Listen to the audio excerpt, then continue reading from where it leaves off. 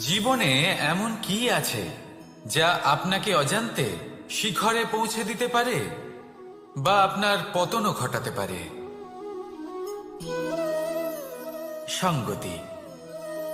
যদি আপনি কোনো শ্রেষ্ঠ ব্যক্তির সঙ্গ লাভ করেন, তাহলে তার শুভ চিন্তা, তার গুণ, তার স্বভাব আপনার মধ্যে চলে আসবে। আপনি আরো শ্রেষ্ঠ হয়ে উঠবেন। আবার সেখানেই যদি আপনি কোনো দুষ্ট ব্যক্তির সঙ্গতি লাভ করেন, কোনো খারাপ মানুষের সঙ্গতি লাভ করেন, তাহলে আপনার শুভ চিন্তা, আপনার গুণ, তা যে কখন আপনার থেকে কেড়ে নেওয়া হবে সেটা আপনি জানতেও পারবেন না।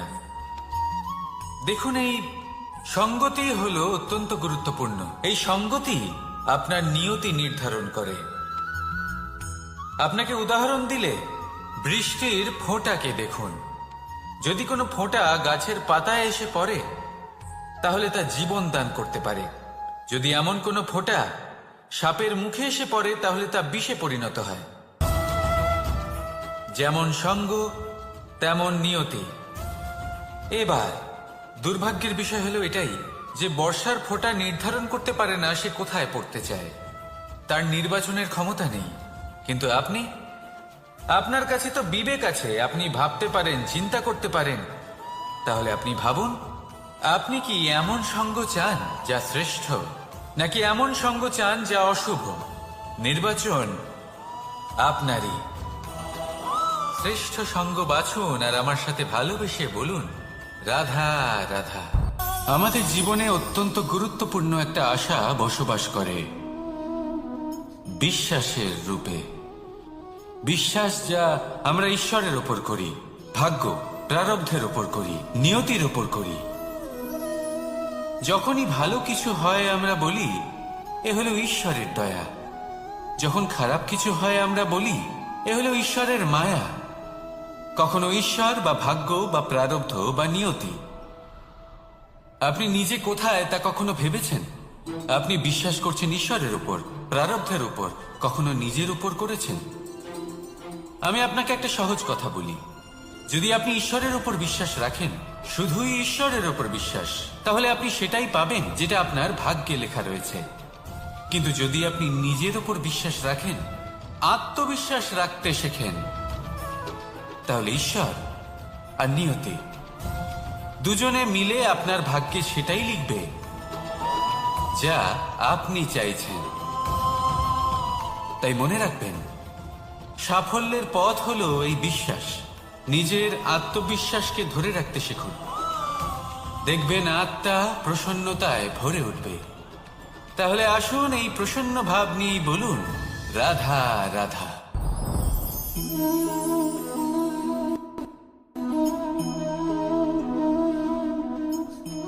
মুক্ত। এই মুক্তই সবাইকে মোহিত করে দেয়, নিজের দিকে আকর্ষিত করে। অত্যন্ত সুন্দর, গোল, শুভ্র। মুক্ত দ্বারা নির্মিত আভূষণ, তা হয়তো সে মুকুটই হোক বা কোনো স্ত্রীর অলংকার, তাকে আরো সুন্দর করে তোলে, তাকে আরো সুন্দর দেখতে লাগে। এবার এই মুক্তকে এত সুন্দর দেখার জন্য কত কষ্ট সহ্য করতে হয় তা কি কখনো আপনি ভেবেছেন? এই মুক্ত ঝিনুক থেকে বের করা হয়। ঝিনুক যা কিনা সমুদ্রের তলদেশে থাকে। ওকে কত কষ্ট সহ্য করতে হয়, জলের চাপ সহ্য করতে হয়, সমুদ্রের স্রোত সহ্য করতে হয়। এই ঝিনুককে এত কষ্ট সহ্য করতে হয়, এই মুক্তকে এত কষ্ট সহ্য করতে হয়, তারপরে এর রূপ এত সুন্দর হয়। যদি আপনিও আপনার পরিশ্রমের সৌন্দর্য, নিজের পরাক্রমের সৌন্দর্য এই সংসারে প্রকাশিত করতে চান, তাহলে আপনাকেও কষ্ট সহ্য করতেই হবে। তাই জীবনে যখনই সংকট আসবে, বিপদ আসবে, সমস্যা আসবে, তখন একে সুযোগ হিসেবে গ্রহণ করুন। কারণ এই বিপদের সাথেই লড়াই করে আপনি মুক্তর মতোই পরিশুদ্ধ হয়ে উঠবেন। তাহলে আসুন আর আমার সাথে ভালোবেসে বলুন, রাধা রাধা। আপনি কি জানেন আপনার জীবনে আপনার আসল জীবন সাথী কে হন? মাতা পিতা, ভাই বোন, স্বামী স্ত্রী? না, আপনার আসল জীবন সাথী হল আপনার শরীর। সেই শরীর যার দিকে আপনি কখনো নজরই দেন না, ঠিক কি না? এবার যে মানুষ এই রহস্য বুঝতে পারেন তার জীবন এমনি শুভ হয়ে যায়। আপনি নিজেই দেখুন না, সে সংসারের মঙ্গলই করা হোক বা সত্যের রক্ষা করা হোক, তা সে শত্রুর সাথে যুদ্ধ করা হোক বা মিত্রকে রক্ষা করা হোক, এই শরীরই তো কাজে আসে। তপস্যাতে, বলিদানে, পরিশ্রমে এই শরীরই হলো আধার, ঠিক কিনা? তাই আমাদের কর্তব্য হলো যে আমরা যেন নিজের শরীরের যত্ন নিই। আমরা কি খাই, আমাদের কি খাওয়া উচিত, এটা যেন বুঝি। কোনটা সুপাচ্য আর কোনটা নয়, এটা যেন বুঝি। কারণ যেমন হবে অন্ন, মনও তেমনই হবে। যত ভালো অন্ন তত ভালো মন। আর সুস্থ শরীর হলো সুস্থ মনের আধার, এ কথা অবশ্যই মনে রাখবেন। আর যদি মন সুস্থ থাকে তাহলে সকল শুভ উদ্দেশ্য পূর্ণ হবে। তাহলে আসুন আর আমার সাথে ভালোবেসে বলুন, রাধা রাধা।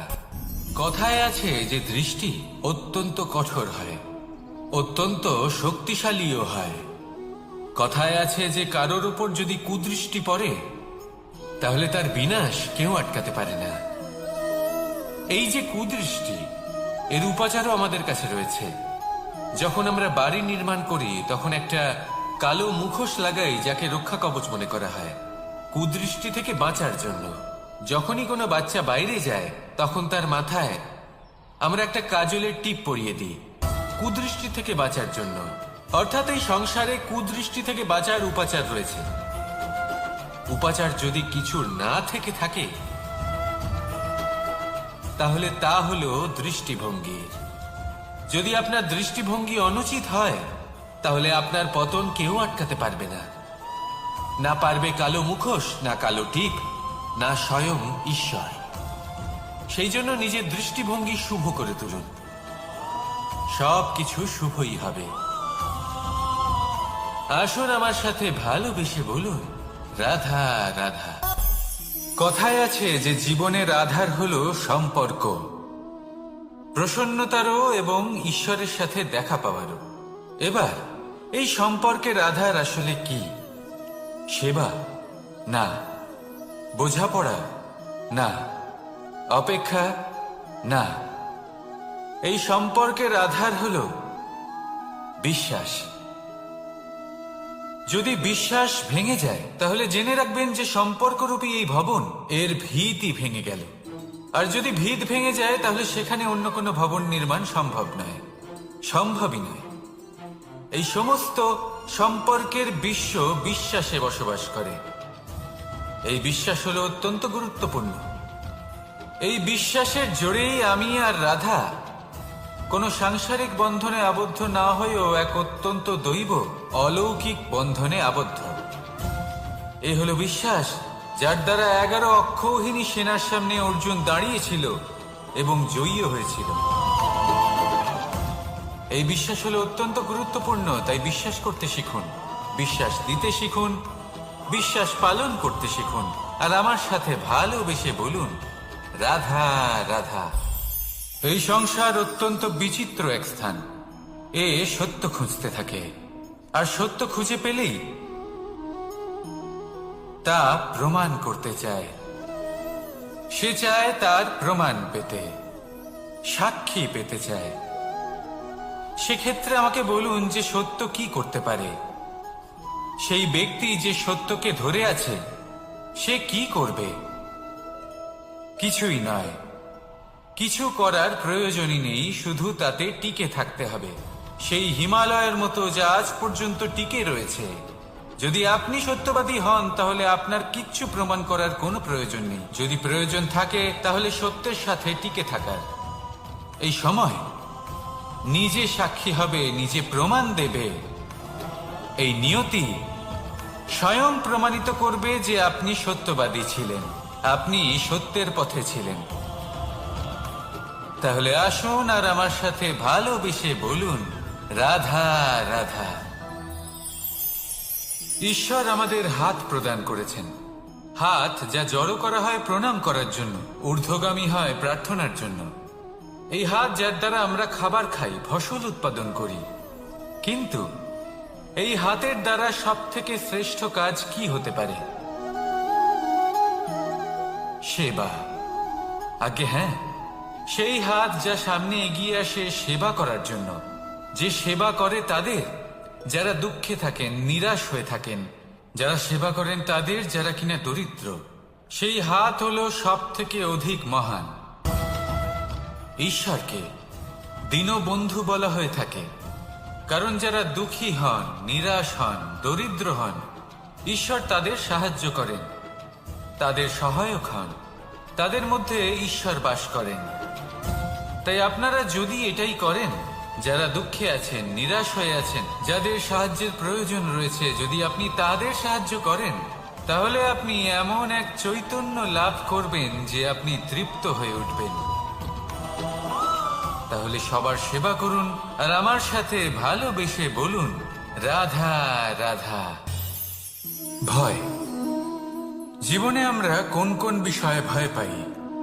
কোনো মানুষকে হারানোর ভয়, কোনো মানুষ, কোনো সম্পর্ককে হারানোর ভয়, অর্থহানির ভয়, সময়হানির ভয়। এবার বিষয়টা হলো, এই ভয় কখনো আমাদের কোনো লাভ করে না। এটা সবসময় আমাদের পিছনে ঠেলে আর নিচু স্তরে নামিয়ে দেয়, কখনোই আমাদের উত্থানের কারণ হয় না। তাই জীবনে যদি কোনো ভয়ের কারণ থাকতেই হয়, তা শুধুই এটা যে মানুষের কথা ভাবতে ভাবতে, সম্পর্কগুলিকে হারানোর ভয়, মানুষকে হারানোর ভয়, সবার মন রাখতে রাখতে আপনি যেন নিজেকে, নিজের ভাবনা চিন্তাকে না হারিয়ে ফেলেন। যদি এরকম হয়, যদি সকলের মন রাখতে রাখতে আপনি নিজেই নিজেকে হারিয়ে ফেলেন, নিজের ভাবনা, নিজের লক্ষ্য, নিজের মন্তব্যকে হারিয়ে ফেলেন, তাহলে সংসারে যতই যাই হয়ে যাক না কেন, প্রসন্নতা লাভ করবেন না। তাই রক্ষা তাকেই করুন যে আপনাকে রক্ষা করে, আপনার মানসিকতা, আপনার ব্যক্তিত্ব, আপনার লক্ষ্যকে রক্ষা করে। আর যদি কোনো বিষয় ভীত হতে হয়, তবে আপনি যেন নিজের উদ্দেশ্যের থেকে দূরে না চলে যান। তাহলে আসুন আর আমার সাথে ভালোবেসে বলুন, রাধা রাধা। সময় একটু একটু করে কেটে যায়, একটু একটু করে নিকটে আসে। খুব অদ্ভুত ব্যাপার। এই সময় প্রতিকূল হলেও একটু একটু করে কেটে যায়। এই সময় যদি ভালো হয়, তাহলে একটু একটু করে নিকটে আসে। অনুচিত তখনই হয় যখন আমরা নিজেদের অসফলতার জন্য সময়কে দোষ দিই, কিন্তু আসলে তেমনটা হয় না। আপনার পরিশ্রম আর প্রয়াস দ্বারাই আপনি সাফল্য লাভ করবেন, সময়ের দ্বারা নয়। যদি এই সাফল্য একটা সুন্দর ভবন হয়, তাহলে সময় হলো তার দেওয়ালের রং, যা সময়ের সাথে বদলাবে, সময়ের সাথে ফিকেও হয়ে যাবে। কিন্তু সাফল্যের এই ভবন আপনাকেই নির্মাণ করতে হবে, আপনার পরিশ্রমের ইট দ্বারা এবং প্রয়াসের চুনসুরকি দ্বারা। তাই পরিশ্রম আর প্রয়াস করতে থাকুন, সাফল্য আপনি অবশ্যই পাবেন। সময় যদি আজ ভালো না হয়, তাহলে কাল অবশ্যই হবে। প্রয়াস করতে থাকুন আর আমার সাথে ভালোবেসে বলুন, রাধা রাধা। এ হলো গোলাপ ফুল। একে আমরা সকলেই চিনি। সমগ্র সংসার ভালোবাসে এই পুষ্পকে। এই ফুল দেখতেও সুন্দর। সব থেকে বেশি গুরুত্বপূর্ণ কথা হলো এর সুগন্ধ, যা দূর দূরান্ত থেকে ব্যক্তিদেরকে আকৃষ্ট করে। এই সুন্দর পুষ্প একটু মন দিয়ে দেখলেই দেখা যায় এর নিচে কাঁটা রয়েছে। এই সংসার বলে, এ প্রকৃতির কেমন রচনা, এত কোমল পুষ্প, এটা কি তীক্ষ্ণ কাঁটা সহ প্রস্ফুটিত হয়? এটাই হলো জীবনের সত্য। আমাদের অন্তরের সদ্গুণ, সেগুলিও এই ফুলের মতোই সুন্দর। সংসারের সৌন্দর্য দেখতে পায়, এর সুগন্ধ চতুর্দিকে ছড়িয়ে পড়ে। কিন্তু এই সদ্গুণ জাগ্রত করে তোলার জন্য কঠোর পরিশ্রম করতে হয়, প্রতিনিয়ত চেষ্টা করে যেতে হয়। তাই জন্য যদি আপনি জানেন আপনার পথ উচিত, কিন্তু তা কাঁটায় পরিপূর্ণ, তাহলে থামবেন না, চলতে থাকুন। একবার যদি অন্তরের সদ্গুণ জাগ্রত হয়, তাহলে এই সংসার এই সৌন্দর্য দেখবে আর সুগন্ধে আকর্ষিত হয়ে আপনার কাছে আসবে।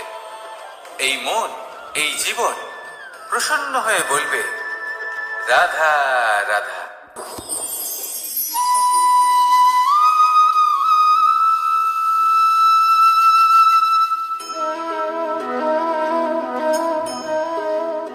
মোহনের বাঁশির এই সুর, এই সঙ্গীত কার না পছন্দ হয়? সবারই খুব ভালো লাগে। এবার এই সুর আসে কোথা থেকে? কেউ বলবেন কৃষ্ণের হৃদয় থেকে। সত্য কথা, এই সুর হৃদয় থেকে নির্গত হয় এবং প্রকট হয় এই বাঁশি থেকে। এই বাঁশিটাকে দেখুন, এই ছিদ্রগুলি দেখুন। প্রত্যেকটা সুর থেকে নিজস্ব একটা স্বর নির্গত হয়। এবার যে ব্যক্তি এই সমস্ত সুর এবং স্বর বুঝতে পারেন, এতে নিপুণ, তিনি এই বাঁশির দ্বারা যে সুর নির্গত করবেন তা তো মধুর অবশ্যই হবে। এবার জীবনের সাথেও কিছুটা এরকমই ঘটে। জীবনের কিছু নীতি থাকে, অর্থ, কুটুম্ব এবং আধ্যাত্মিক। যদি জীবনের প্রত্যেকটা মুহূর্ত সুখময় হয় এরকম আপনি চান, তাহলে এই তিনটি নীতিতে আপনাকে নিপুণ হতে হবে। কোনো একটি বিশেষ নীতির প্রতি যদি আপনি বেশি ঝুঁকে পড়েন, তাহলে বাকি দুই নীতি থেকে যা সুখ লাভ করা সম্ভব তা পারবেন না। ধন অর্জন করতে হবে পরিবারের জন্য, পরিবারের সুখ মনের শান্তির জন্য, মনে শান্তির প্রয়োজন মনের শুদ্ধতার জন্য। যখন এই মন শুদ্ধ হবে, জীবন শুদ্ধ হবে, পবিত্র হবে, সুন্দর হবে এবং ভালোবেসে বলবে, রাধা রাধা। যত শক্তিশালী এই মন, তত শক্তিশালী এই শরীরও। এই যে আমাদের শরীর, এটা আসলে কি? এ হলো একটা রথের মতো। আর একটা রথ ততক্ষণ চলতে পারবে না যতক্ষণ না তাকে কোনো সারথি চালাবে। এই মন হলো শরীরের সারথি। এবার ভাবুন, যদি এই সারথি শক্তিহীন হয়, দুর্বল হয়, তাহলে এই রথের কি হবে? এটা উচিত পথে চলতে পারবে না, উচিত গতিতে চলতে পারবে না, মন মতো স্থানে এটা পৌঁছতেও পারবে না। সেই জন্য মনের শক্তি অত্যন্ত প্রয়োজনীয়। এবার মনের শক্তি আমরা কোথা থেকে লাভ করি? দৃঢ়তার শক্তি থেকে। এবার এই শক্তি আমরা কিভাবে বাড়াতে পারি? আমরা প্রতিদিন কিছু নতুন স্থির করি, কিছু ছোট কিছু বড়। আর যেই আমরা নতুন কিছু পূর্ণ করি, আমাদের মনের শক্তি বেড়ে যায়। আর যদি পূর্ণ না করতে পারি, মনের শক্তি কমে যায়। একটা দেওয়ালের মতো ছোট ছোট ছোট ছোট শিলা আমরা একটার পর একটা স্থাপন করে একটা দেওয়াল তৈরি করি। এতগুলো পাথর যখন একত্রিত হয়ে যায়, তখন এমন এক দেওয়াল তৈরি হয় যাকে ভাঙা প্রায় অসম্ভব হয়ে দাঁড়ায়। সেরকমই হয় মন এবং দৃঢ়তা। ছোট ছোট কাজ করে নিজের লক্ষ্য পূর্ণ করুন। এই লক্ষ্য যদি পূর্ণ হয়, তবে মনের শক্তি বাড়বে।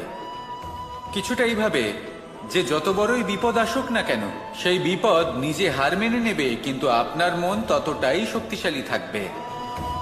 তাই মনের শক্তি বাড়াতে থাকুন, যাতে আপনি উচিত পথে চলতে পারেন, উচিত গতিতে চলেন আর মনোবাঞ্ছিত স্থানে পৌঁছতে পারেন। তবেই এই মন প্রসন্ন হয়ে বলবে, রাধা রাধা।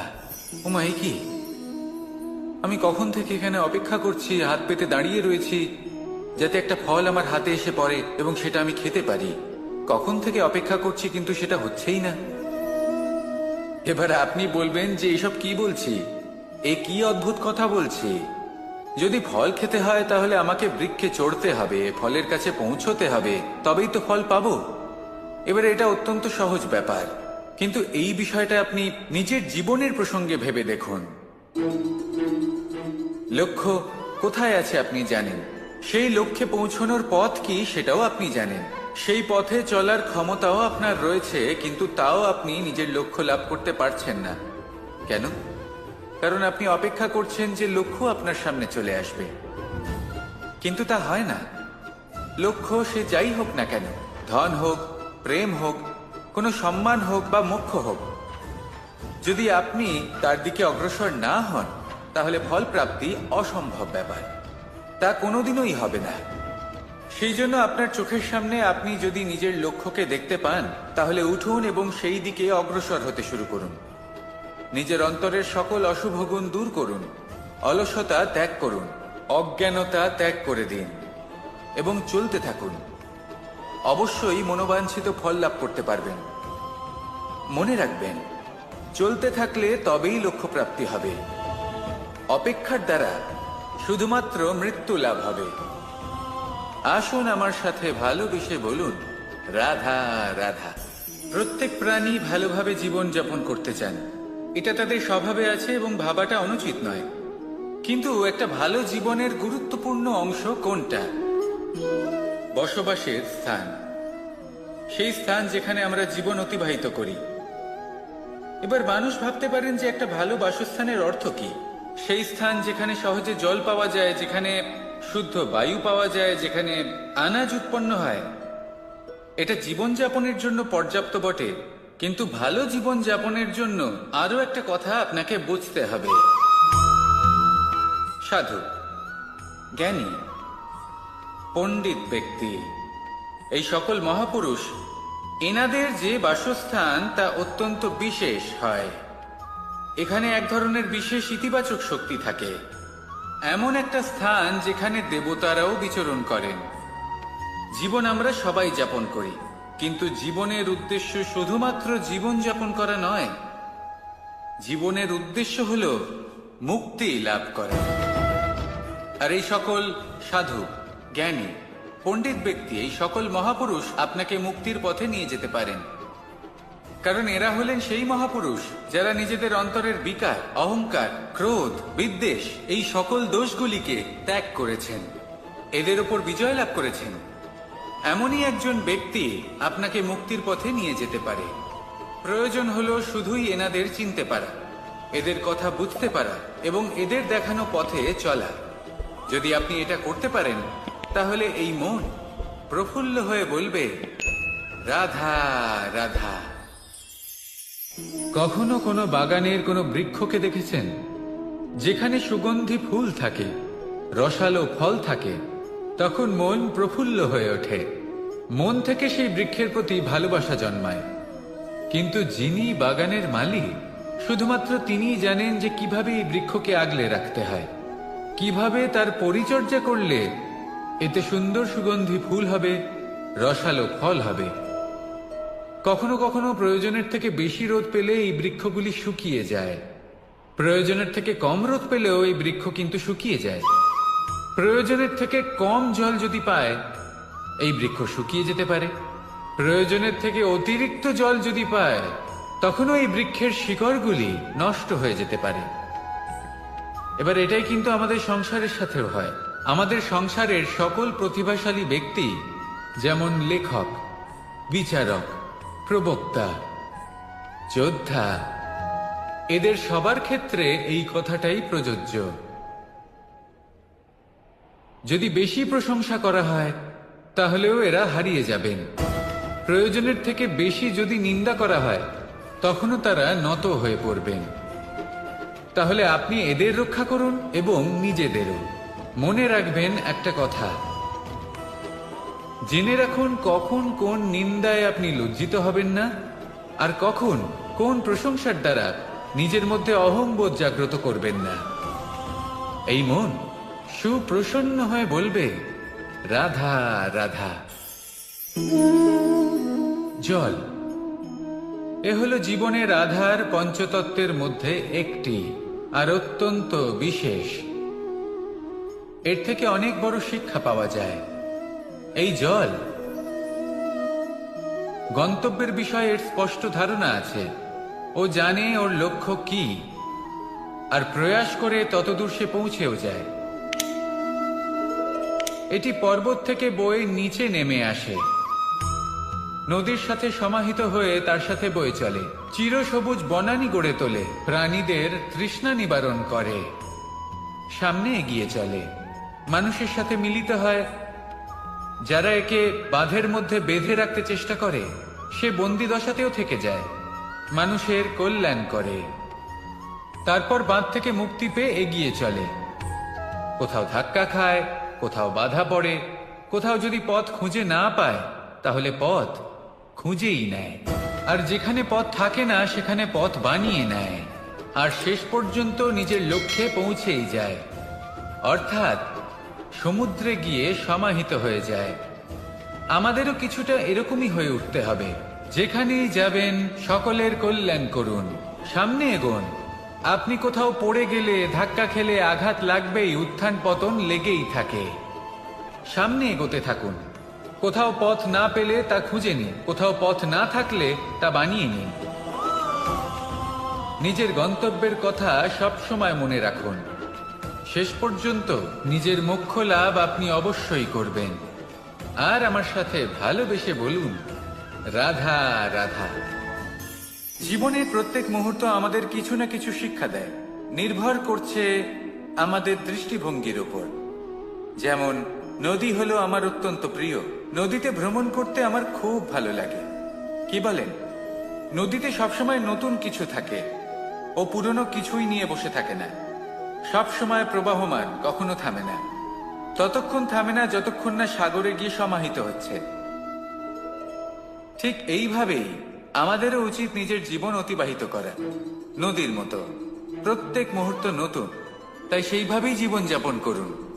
পুরনো কিছুই একত্রিত করে রাখবেন না, বিগত স্মৃতির মাঝে নিজেকে হারিয়ে ফেলবেন না। এই যে বর্তমান, এই যে মুহূর্ত, সেটাই হলো সর্বশ্রেষ্ঠ। এর মাঝেই জীবন যাপন করুন। নদীর মতো প্রবাহমান হতে শিখুন। আপনি শিখে গেলে তাহলে মনে রাখবেন, আমার আপনার মাঝে বিচরণ করতে বড়ই ভালো লাগবে। যে ব্যক্তি আনন্দের সাথে জীবনের প্রত্যেকটা মুহূর্ত অতিবাহিত করে কোনো চিন্তা ছাড়াই, প্রবাহমান হয়, কখনোই থামে না, যতক্ষণ না মুক্তি লাভ করছেন, এমন ব্যক্তির মধ্যেই রাধাকৃষ্ণ বসবাস করেন। তাহলে আসুন আমার সাথে ভালোবেসে বলুন, রাধা রাধা।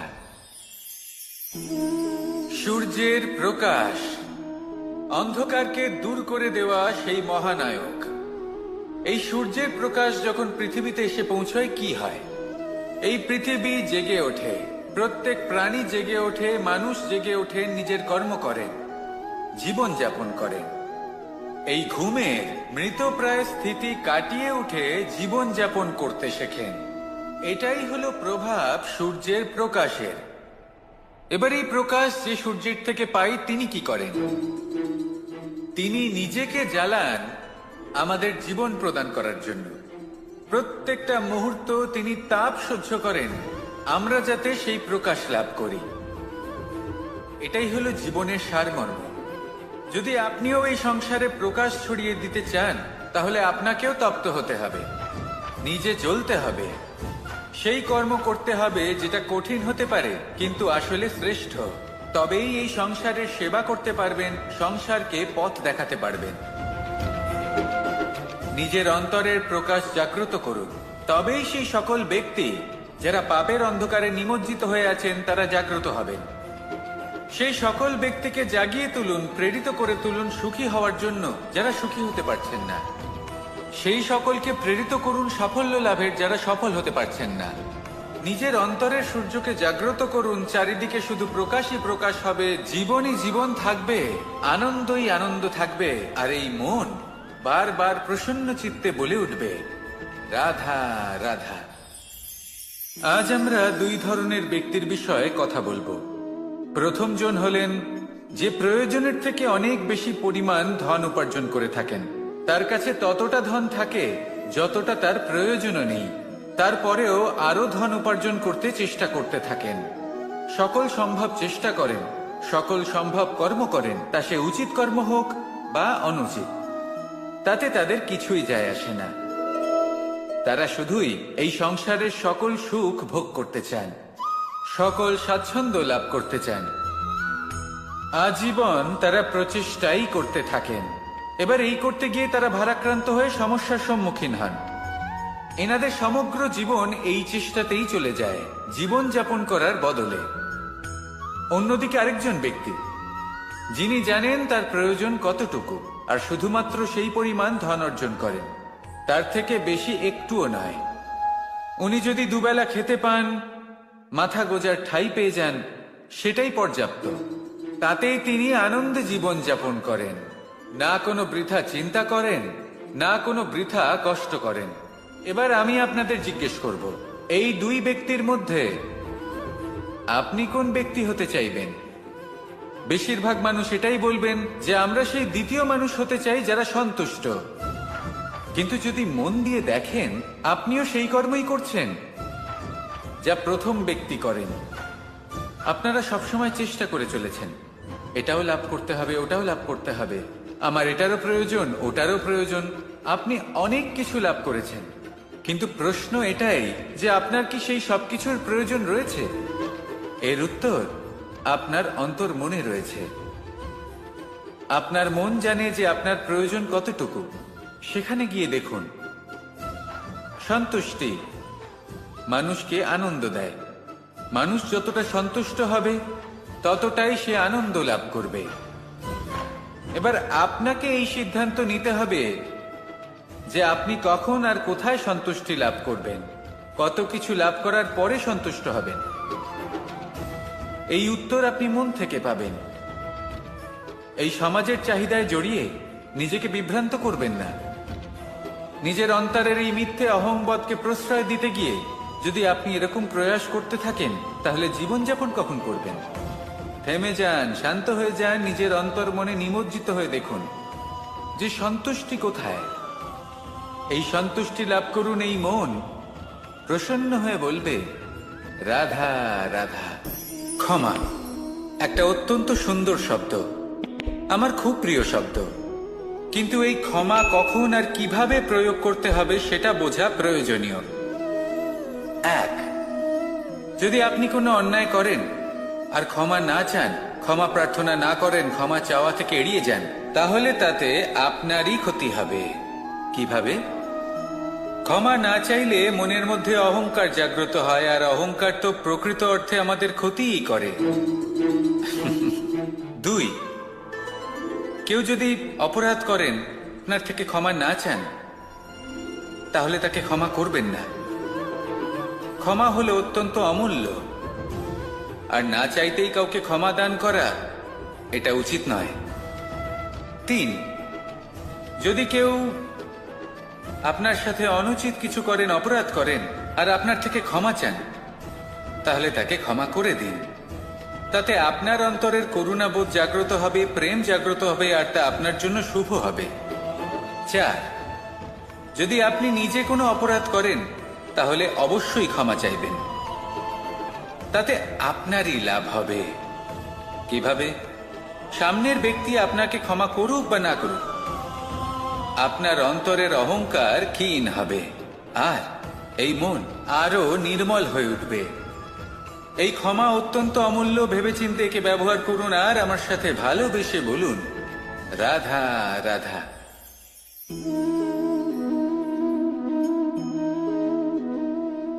ভোজনের দ্বারাই শরীর পুষ্টি লাভ করে। ছোটবেলা থেকে আজ পর্যন্ত যাই আপনার ভোজন হয়ে থাকুক, যাই আপনার আহার হয়ে থাকুক, সেই অনুসারেই আপনার শরীর গঠিত হয়েছে। এই ভোজন অত্যন্ত গুরুত্বপূর্ণ, সেই জন্য এর প্রত্যেক অংশকে বোঝা খুব আবশ্যক। প্রথম অংশ, যে আমরা কি গ্রহণ করছি, এই ভোজন কোন স্থান থেকে আসছে সেটা বুঝুন। দ্বিতীয় অংশ, ভোজন কে বানাচ্ছেন। এই ভোজন সর্বশ্রেষ্ঠ তখনই হয় যখন মাতার হাতে তৈরি করা ভোজন হয়। কিন্তু যদি মাতার তৈরি করা ভোজন আপনি প্রাপ্ত নাও করতে পারেন, তাহলে সেই ব্যক্তির ভোজন তৈরি করা উচিত যিনি সাত্ত্বিক। তৃতীয় অংশ, কোন স্থানে আপনি ভোজন গ্রহণ করছেন। যে স্থানে আপনি ভোজন গ্রহণ করছেন তা সাত্ত্বিক হওয়া উচিত। তাহলে অত্যন্ত গুরুত্বপূর্ণ। এবং চতুর্থ সবথেকে গুরুত্বপূর্ণ অংশ, তা হলো এই ভোজন আপনি যার দ্বারা প্রাপ্ত করেছেন, যেখান থেকে প্রাপ্ত করেছেন, যে স্থানে বসে আপনি ভোজন গ্রহণ করছেন তার প্রতি কৃতজ্ঞতা প্রকাশ করুন এবং ভোজন পূর্ণরূপে সমাপ্ত করুন। তবেই এই ভোজন আপনাকে সুখী জীবন দান করবে, সুস্থ শরীর দেবে, আর এই মন তা সুপ্রসন্ন হয়ে বলবে, রাধা রাধা। আমি এখানে একা এই বনে বসে আছি, বাঁশি বাজাচ্ছি, কার জন্য? কে আছেন এখানে? কেউ নেই। আমার প্রজা, আমার রাজ্য, আমার পরিবার আমার থেকে অনেক দূরে আছেন। আমি এখানে একা এই বনে বসে এই আকাশের এই রঙের, গাছের এই সব ফলের, মাটির সুবাসের আনন্দ উপভোগ করছি। কেন? আমি হলাম দ্বারকাধীশ। এমন কি রাজকীয় বা ভৌতিক সুখ রয়েছে যে আমি ওখানে পেতে পারি না? সবকিছুই পেতে পারি, তাও এখানে বনে একা বসে আছি। কোন সুখ খুঁজে চলেছি? একা থাকার সুখ। আমরা প্রত্যেকদিন অনেক মানুষের সাথে, চিন্তাধারার সাথে, কর্মের সাথে, পরিস্থিতির সাথে, সুখ দুঃখের দ্বারা বেষ্টিত থাকি। জীবনের এই চক্রে আমরা জড়িয়ে পড়তে থাকি। যতই আমরা এই সমস্যার সমাধান করি, আমরা ততই এতে জড়িয়ে পড়ি। আমরা এতটাই জড়িয়ে পড়ি যে যখন আমরা আয়নায় নিজেদের দেখি, তখন আমরা নিজেদের চিনতেই পারি না। এমন মনে হয় যেন আমরা নিজেদের হারিয়ে ফেলেছি। সেই জন্য প্রত্যেক দিন আপনি কিছু সময় নিজের সাথে কাটান একান্তে। এটা অত্যন্ত আবশ্যক। নিজের অস্তিত্বের গভীরে গিয়ে দেখতে শিখুন, নিজেকে বুঝুন। অদ্ভুত শান্তির অনুভূতি হবে। যেমন এই বায়ু, এই বৃক্ষ, এই পুষ্প, এই নিসর্গ, এদের মতো আপনিও কখনো একলা হতে শিখুন। কখনো নিসর্গের একটা অংশ হয়ে দেখুন। এই মন প্রসন্ন হয়ে বলবে, রাধা রাধা। বাহ! পুষ্পের সুবাস আমার খুব ভালো লাগে। অত্যন্ত সুন্দর হয় এই পুষ্প। এইভাবে চারিদিকে পুষ্প দেখে মন আনন্দিত হয়ে ওঠে। এবার আপনারা ভেবে দেখুন, আমার চারিদিকে পুষ্প নয়, আগুন আছে। তাহলে কি হবে?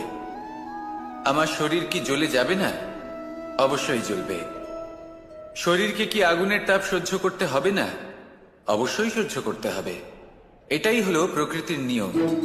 এই নিয়ম কিন্তু আমরা সবাই জানি, কিন্তু আমাদের মধ্যে বেশিরভাগ মানুষ এই বিভ্রান্তি নিয়ে বাঁচি যে এই যে প্রকৃতির নিয়ম, তা আমার ওপর প্রযোজ্য নয়।